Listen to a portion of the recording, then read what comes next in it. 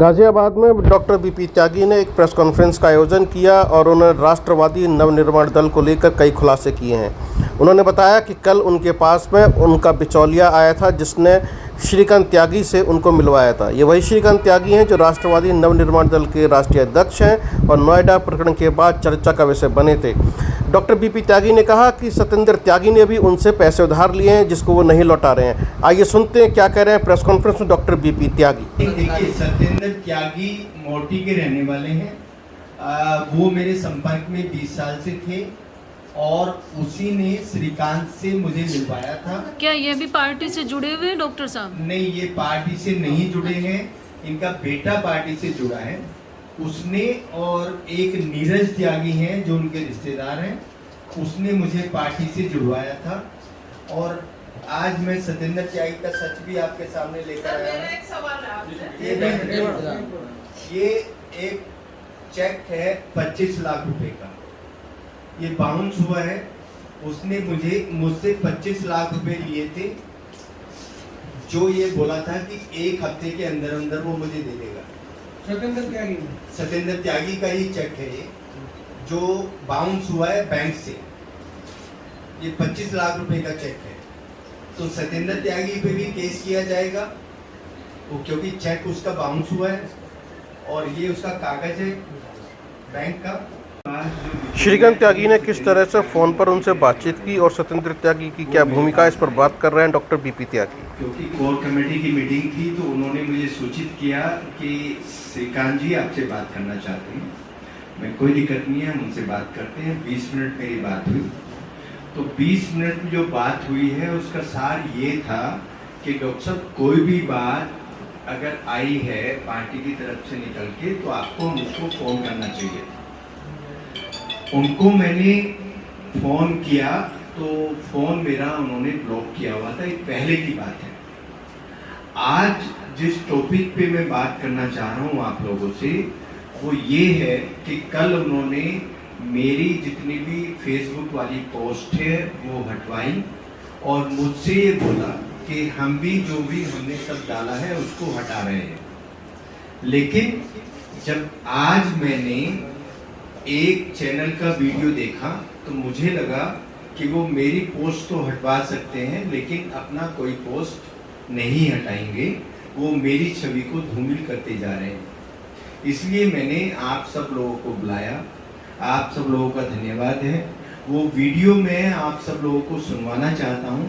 वो अभिषेक जो महासचिव हैं उसने वो मुद्दा चैनल पे डाला हुआ था और उसको हमने कहा था कि हम फेसबुक की पोस्ट हटा रहे हैं, आप ये मुद्दा चैनल वाला वीडियो हटाइए। तो उसको मैं आपको सुनवाता हूँ। वो आप सुनेंगे तो आपको सारा क्लियर हो जाएगा। जो झूठे एलिगेशन लगाए गए हैं वो इसमें सब हैं।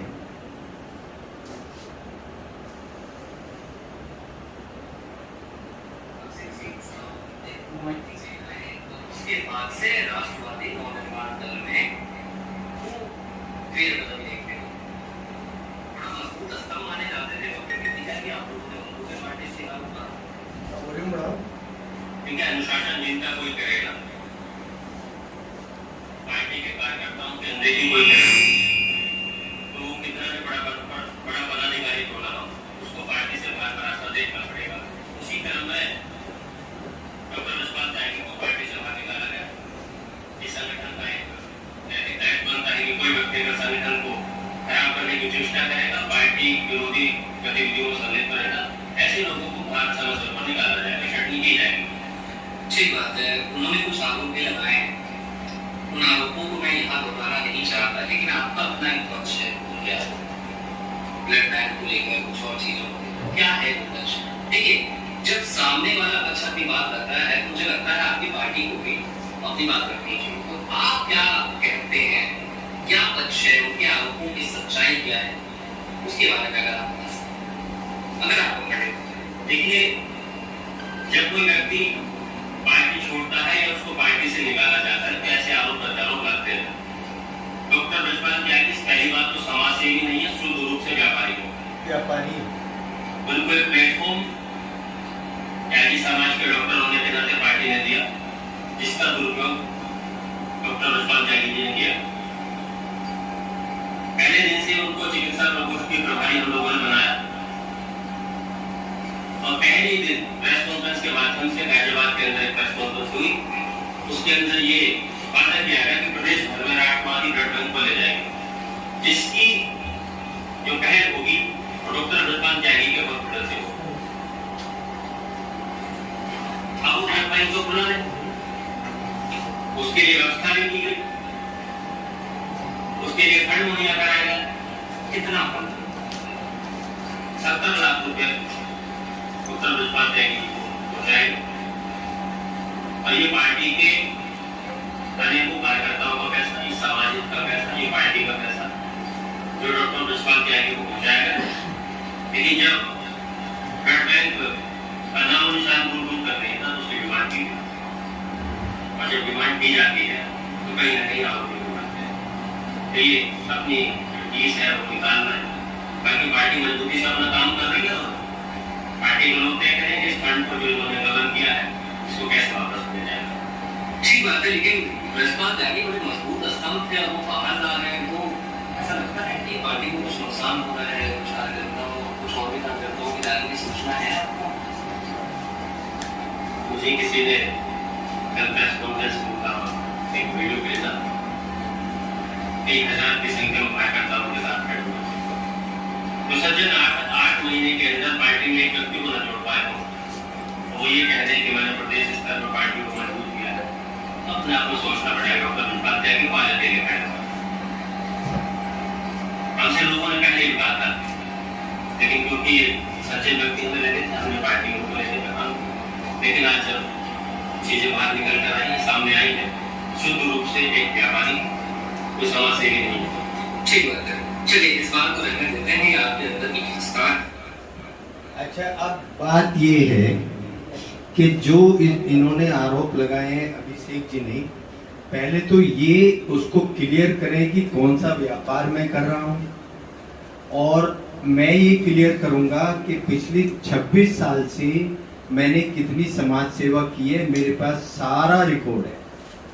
और ये जो पार्टी के नाम पे फंड इकट्ठा कर रहे हैं और जो करेंगे, अभी तो पार्टी को सिंबल ही नहीं मिला है, फिर बैंक अकाउंट खुलेगा, फिर मेंबरशिप ड्राइव चलेगी, और मेंबरशिप ड्राइव चलेगी तो फिर फंड ये रेज करेंगे। इनका जो कहना है कि इतने टाइम में डॉक्टर साहब एक भी आदमी को नहीं जोड़ पाए, वो आप मेरे फेसबुक से देख सकते हैं, वो मैं भेजूंगा, मेरे पास सेव है कि कितने लोग समाज के मुझसे जुड़े हैं।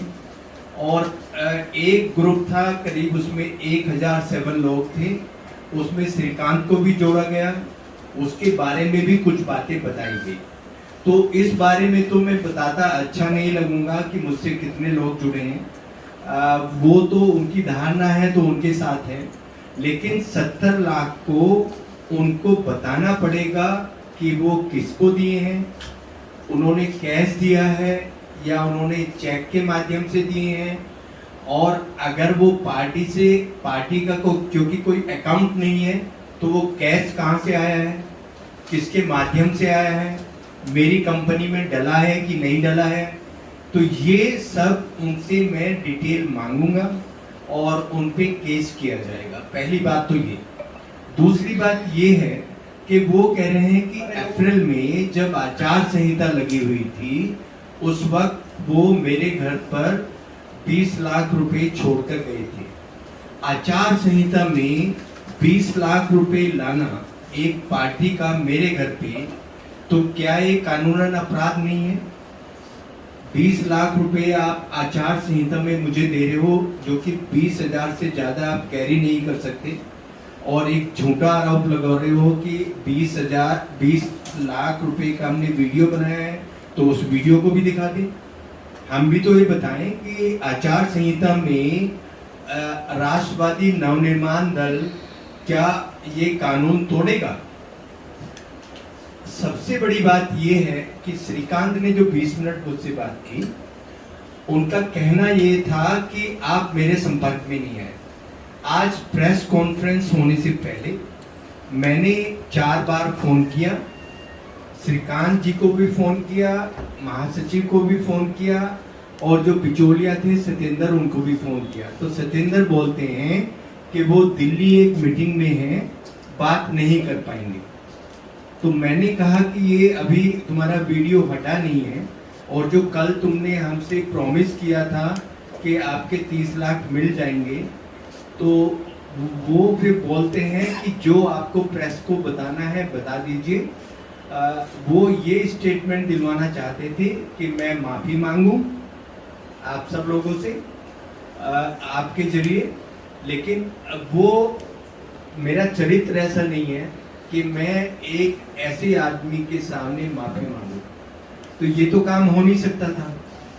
तो वो मुझे अपने घेरे में लेना चाह रहे थे, इसलिए मैंने सब आप लोगों को बुलाया। मगर आपके माध्यम से उस तक मैसेज पहुंचा दिया जाए कि मेरा समाज, मेरे भाई, मेरे पत्रकार मेरे पीछे खड़े हैं। पैसे की इतनी बड़ी बात नहीं है, ऊपर वाला है वो सब देगा। लेकिन सबसे बड़ी बात ये है कि जो आक्षेप लगाए गए हैं वो उससे अपने आप घिरते जा रहे हैं। 70 लाख का उनको जवाब देना होगा, 20 लाख का उनको जवाब देना होगा कि आचार संहिता में कैसे 20 लाख दिए तुमने। तो मैं अब चुनाव आयोग से एप्लीकेशन डाल के आप लोगों के माध्यम से जो भी आपकी कटिंग है, ये जो पार्टी है इसका रजिस्ट्रेशन रद्द कराऊंगा, और जब रजिस्ट्रेशन रद्द हो जाएगा तो